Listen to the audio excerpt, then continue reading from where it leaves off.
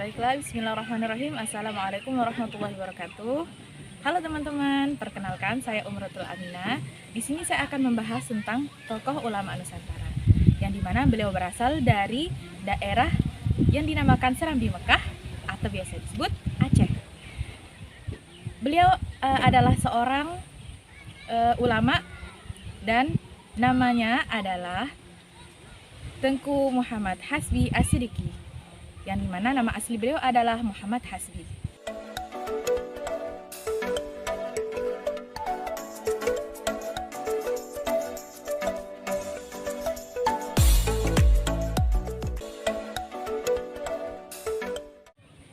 Beliau lahir di daerah Lok Sumawe pada tahun 1904 di daerah Kabupaten Aceh Utara.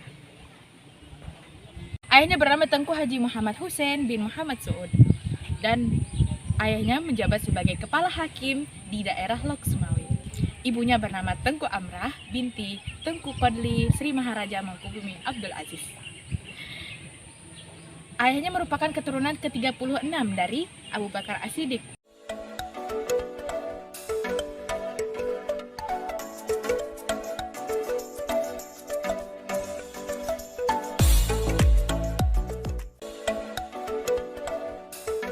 Secara tidak langsung, beliau merupakan keturunan ke-37 dari Abu Bakar As-Siddiq. Beliau juga seorang ulama pembaharu yang sangat-sangat berpikir kritis. Mengapa disebut berpikir kritis? Kita bisa melihatnya dari karya-karya ilmiah beliau.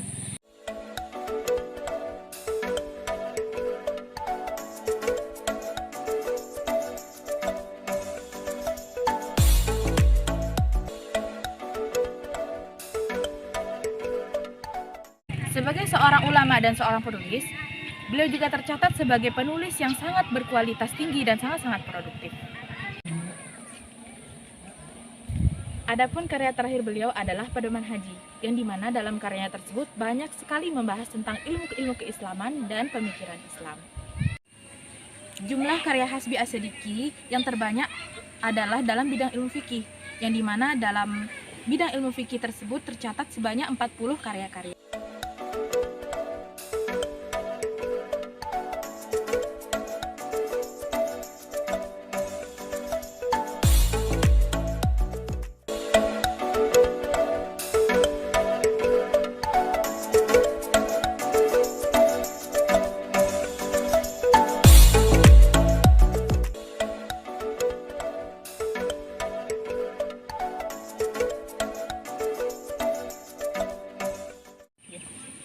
Sedangkan karya ilmiah beliau dalam bidang tafsir dan ulumul Quran adalah sebuah kitab tafsir yang berjudul Kitab Tafsir Al-Majid atau biasa disebut dengan Tafsir An-Nur yang berjumlah 30 juz.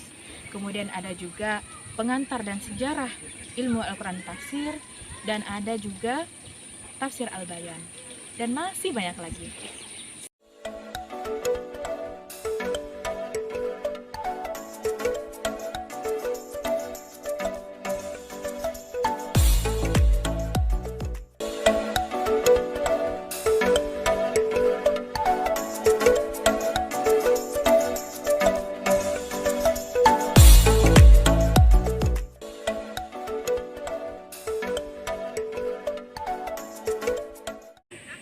Setelah menempuh perjalanan hidup yang begitu panjang, akhirnya beliau menghembuskan nafas terakhirnya pada usia 71 tahun, yang bertepatan pada hari Selasa tanggal 9 Desember tahun 1975 pukul 17.45 waktu Indonesia Barat. Jenazah beliau dikebumikan di pemakaman YIN Syarif Hidayatullah Ciputat.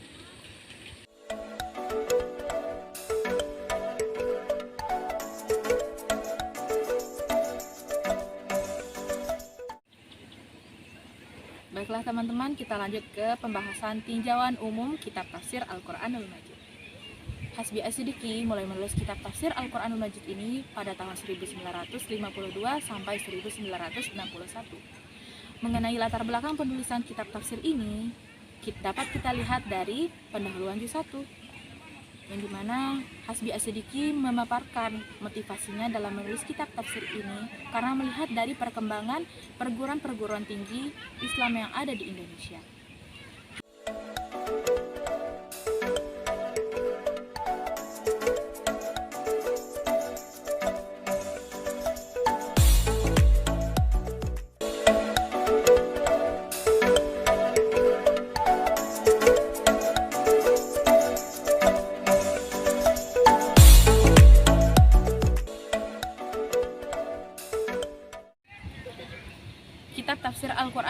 ini menggunakan ejaan lama yang terdiri dari 10 jilid. Yang dimana dari setiap jilidnya itu terdiri dari 3 juz. Contohnya seperti jilid 1. Jilid 1 ini terdiri dari juz 1 sampai juz 3. Kemudian jilid kedua terdiri dari juz 4 sampai juz 6 dan seterusnya.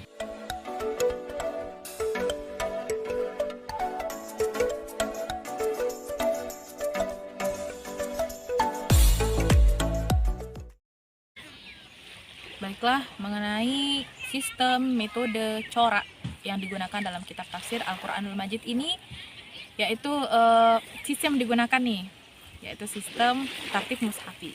Jadi sistem tartib mushafi ini adalah sebuah sistem yang menggunakan penjelasan surah demi surah dan ayat demi ayat. Kemudian corak yang digunakan adalah corak fikih. Mengapa menggunakan corak fikih? Karena di dalam kitab tafsir ini banyak sekali membahas tentang hukum-hukum Islam atau hukum-hukum fikih. Kemudian metode.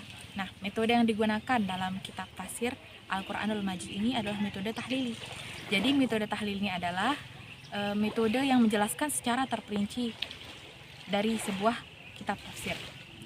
Selain menggunakan metode tahlili, kitab tafsir Al-Quranul Majid juga menggunakan metode muqaran.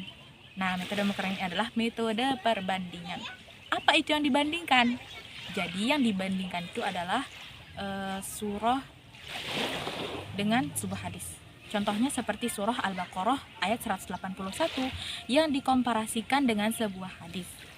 Lalu dibandingkan dengan ulasan-ulasan dari Rasyid Ridho dalam kitab tafsir Al-Manarnya. Dalam pandangan Abu Bakar Al-Jassos dengan tafsirnya Ahkamul Quran.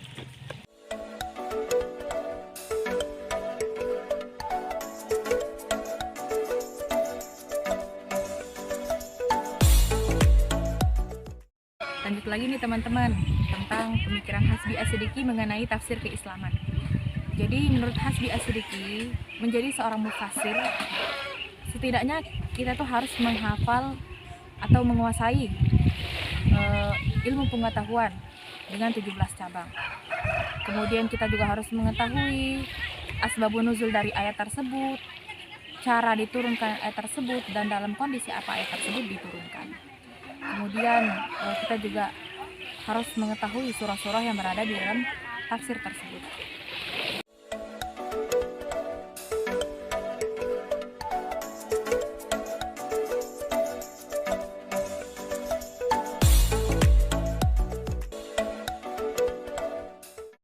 Kemudian salah satu contoh pemikiran Hasbi As-Siddiqi ini adalah mengenai zakat, yang dimana menurut beliau zakat ini dapat memberantas kemiskinan dan kefakiran. Kenapa bisa memberantas kemiskinan dan kefakiran? Jadi dengan dana zakat tersebut kita bisa membangun lapangan pekerjaan untuk seorang yang pengangguran dan orang-orang fakir miskin untuk mensejahterakan kehidupan mereka.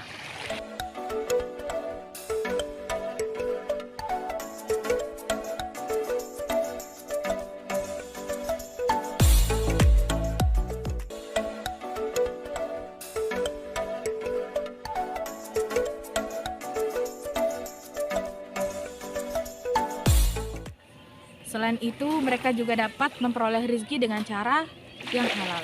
Karena dengan cara yang halal tersebut akan menimbulkan atau akan mendatangkan keberkahan dari Allah Subhanahu wa Ta'ala kepada mereka.